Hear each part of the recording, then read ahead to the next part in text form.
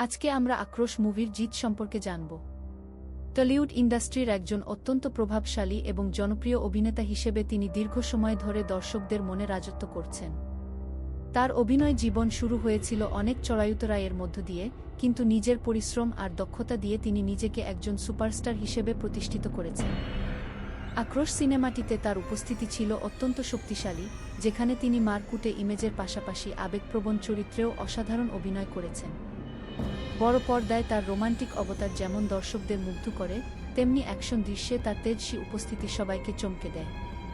দীর্ঘ কয়েক দশকের ক্যারিয়ারে তিনি অসংখ্য ব্লকবাস্টার সিনেমা উপহার দিয়েছেন এবং বাংলা বাণিজ্যিক সিনেমার ধারাকে এক নতুন উচ্চতায় নিয়ে গেছেন।